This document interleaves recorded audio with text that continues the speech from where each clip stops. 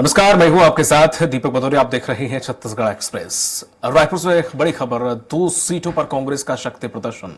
उप मुख्यमंत्री अरुण साव का बयान, कांग्रेस में कौन बड़े नेता है। कांग्रेस की स्थिति आप देख लीजिए। ये साव ने बयान दिया है और कहा है कि कांग्रेस में कौन बड़ा नेता है, सवाल पूछा है। 2 सीटों पर कांग्रेस का शक्ति प्रदर्शन, उप मुख्यमंत्री अरुण साव का बयान। कांग्रेस में कौन बड़े नेता। उन्होंने कांग्रेस की स्थिति देख लीजिए, कहा कि सीधा सीधा कांग्रेस पर कटाक्ष किया।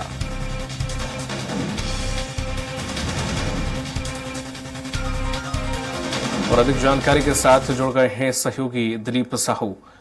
दिलीप, जिस तरह से देखें 2 सीटों पर कांग्रेस का शक्ति प्रदर्शन, इस पर उप मुख्यमंत्री अरुण साव ने तंज कसा है। ये 2 सीटों पर शक्ति प्रदर्शन में कौन कौन शामिल हुआ था, जिसपे उन्होंने ये कहा है कि कौन बड़ा नेता है कांग्रेस में। जी बिल्कुल, बता दें कि आज कांग्रेस की 2 अलग अलग सीटों पर, खास करके राजनांदगांव और महासमुंद में नामांकन रैली है।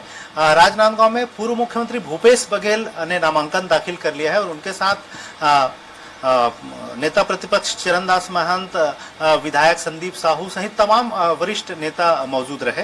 हालांकि केंद्रीय स्तर के कोई बड़े नेता नहीं आ पाए थे। इनका दौरा होना संभावित था। जो कांग्रेस के प्रभारी सचिव है डॉक्टर चंदन यादव वे पहुंचने वाले थे, लेकिन शायद नहीं पहुंच पाए और उन्होंने नामांकन दाखिल कर दिया। इसी तरह बात करें महासमुंद की, तो महासमुंद में पूर्व गृह मंत्री ताम्रध्वज साहू का आज नामांकन रैली था। इसमें प्रदेश अध्यक्ष दीपक बैज सहित तमाम बड़े नेता मौजूद रहे प्रदेश की, लेकिन राष्ट्रीय स्तर के कोई नेता यहाँ मौजूद नहीं थे, केंद्रीय स्तर के। इसको लेकर कहीं ना कहीं जो उप मुख्यमंत्री है अरुण साव, उन्होंने सवाल खड़ा किया है और उन्होंने कहा कि कांग्रेस की जो शक्ति प्रदर्शन है, जो नामांकन रैली है, उसमें किसी तरह के कोई बड़े नेता नजर नहीं आ रहे हैं। वे नाम मात्र के रह गए और केंद्र ने एक तरह से इनके ही भरोसे छोड़ दिए हैं, इस तरह का उन्होंने तंज कसा है। और कुल मिलाकर क्योंकि कांग्रेस की ओर से पहले से ही घोषित कर दिया गया था कि आज ही सुबह 11:30 बजे पहले इनका नामांकन रैली होगा।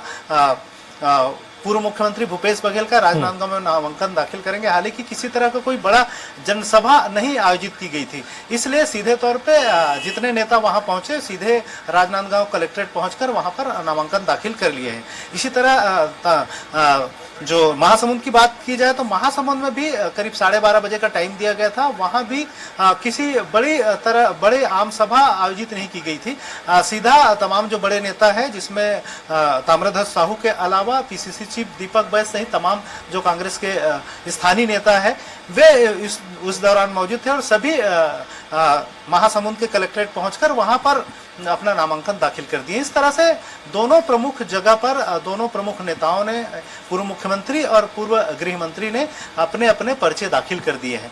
वहीं कल यानी 3 अप्रैल को कांकेर में जो नामांकन दाखिल किया जाएगा, जहां पर बीरेश ठाकुर जो इनके प्रत्याशी है वे नामांकन दाखिल करेंगे। संभवतः उनकी नामांकन रैली में तमाम जो बड़े नेता है वो वहां शामिल होंगे। इस तरह से पूरी जो इनकी नामांकन रैली है वो हो चुकी है।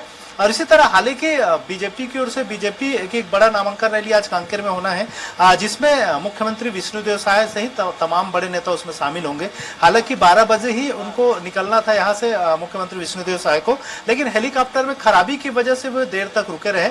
अभी हेलीकॉप्टर को बना लिया गया है, उसमें सुधार हो गया और वे थोड़ी देर पहले ही कांकेर के लिए रवाना हो गए हैं, उड़ान भर लिए हैं यहाँ से।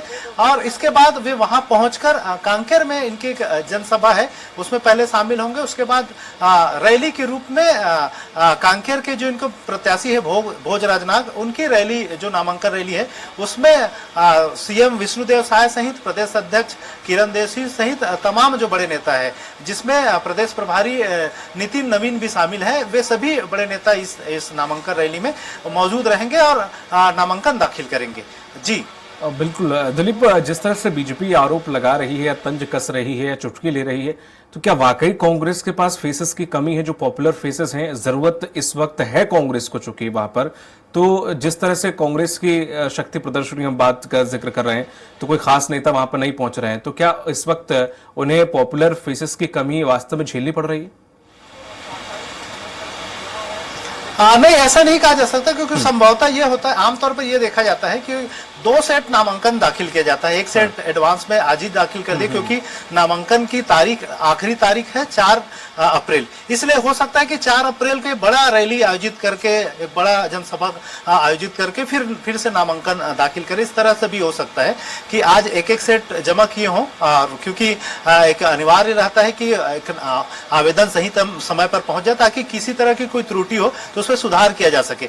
अगर आखिरी दिन ही आप जमा कर रहे हैं और उसमें किसी तरह की कोई त्रुटि हो तो संभवतः कि नामांकन जो खारिज होने की भी संभावना होती है। इसको ध्यान में रखते हुए संभवतः दोनों प्रमुख नेताओं ने एक सेट आज दाखिल कर दिए हैं, और हो सकता है कि 4 को या फिर कल एक बड़ा इनका जनसभा या नामांकन रैली भी आयोजित किया जा सके।